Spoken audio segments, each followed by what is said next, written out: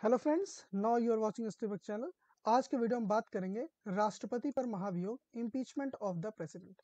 Friends, ये प्रक्रिया तब लगाई जाती है जब किसी राष्ट्रपति को उसके पद से हटाना होता है। राष्ट्रपति पर महाभियोग की प्रक्रिया अनुच्छेद 61 में दी गई है। इसके अनुसार राष्ट्रपति द्वारा संविधान का अतिक्रमण किए जाने पर उसके विरुद्ध महाभियोग चलाया जाता है। इसके लिए महाभियोग प्रक्रिया चलाई जाती है। यह एक अर्ध न्यायिक प्रक्रिया है। महाभियोग का प्रस्ताव संसद के किसी भी सदन में प्रस्तुत किया जा सकता है। इस प्रस्ताव की सूचना राष्ट्रपति को 14 दिन पूर्व प्राप्त होनी चाहिए। प्रस्ताव की सूचना पर उस सदन के कम से कम 1/4 सदस्यों के हस्ताक्षर होने चाहिए। तो फ्रेंड्स, यहाँ पे 2 पॉइंट इंपॉर्टेंट है। एक तो ये कि किसी भी सदन में ये प्रस्ताव लाया जा सकता है। दूसरा कि राष्ट्रपति को इसकी सूचना 14 दिन पूर्व मिलनी चाहिए और कम से कम 1/4 सदस्यों के हस्ताक्षर उस पर होने चाहिए। अगला पॉइंट है, यदि इस आशय का प्रस्ताव उस सदन में जिसमें वह रखा गया है, चाहे वो हमारी लोकसभा हो चाहे राज्यसभा हो, किसी भी सदन में रखा जाएगा, समस्त सदस्यों में से कम 2/3 बहुमत से पारित हो जाता है। इसके बाद वह आगे की जांच के लिए दूसरे सदन में भेजा जाएगा। अगर सपोज करिए कि लोकसभा में पहले रखा गया है, तो लोकसभा में 2/3 बहुमत से पास होने के बाद वह राज्यसभा में भेजा जाएगा। इसके लिए राष्ट्रपति दूसरे सदन में या तो स्वयं या फिर अपने किसी प्रतिनिधि के माध्यम से, जो भी हो, स्पष्टीकरण देने के लिए वहां पे प्रस्तुत करेगा। जांच के बाद यदि द्वितीय सदन में भी प्रथम सदन की भांति महाभियोग के प्रस्ताव के समस्त सदस्यों में से कम 2/3 बहुमत से स्वीकार लेता है, तो उसी दिन से राष्ट्रपति पद से मुक्त समझा जाएगा। मतलब राष्ट्रपति को अपने पद से इस्तीफा देना होगा।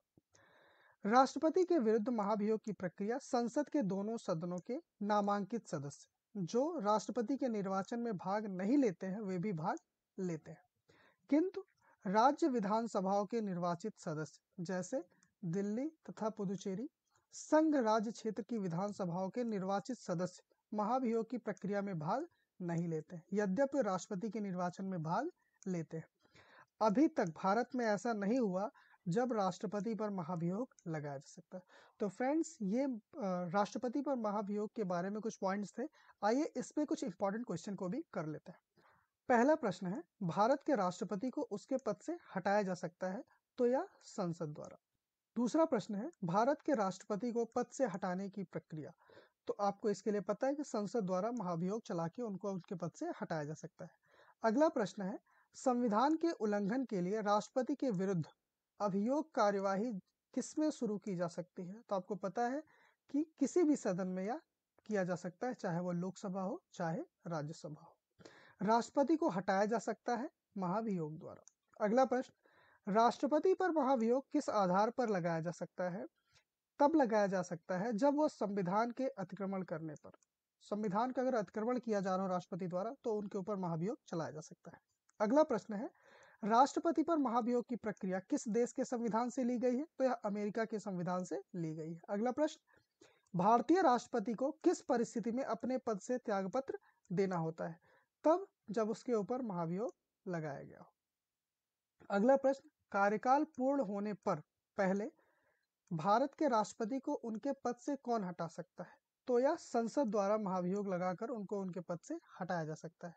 अगला प्रश्न, राष्ट्रपति पर महाभियोग का आरोप एक संकल्प के रूप में संसद के किसी भी सदन में लाया जा सकता है। यह कम से कम कितने दिन की लिखित सूचना के बाद प्रस्तुत किया जाना चाहिए। तो यह कम से कम 14 दिन पूर्व राष्ट्रपति को मिलना चाहिए। अगला प्रश्न, सदन में राष्ट्रपति के विरुद्ध महाभियोग प्रस्ताव पास करने के लिए कितने सदस्यों का समर्थन चाहिए। तो जो सदस्य हैं, सदन के कुल सदस्यों में से कम 2/3 सदस्य चाहिए। अगला प्रश्न, भारत के राष्ट्रपति को कार्य अवधि की समाप्ति से पूर्व पद से हटाया जा सकता है। तो महाभियोग द्वारा हटाया जा सकता है। ओके फ्रेंड्स, आज के वीडियो में इतना ही। आपको वीडियो कैसा लगा कमेंट में जरूर बताएं। तो मिलते हैं अगले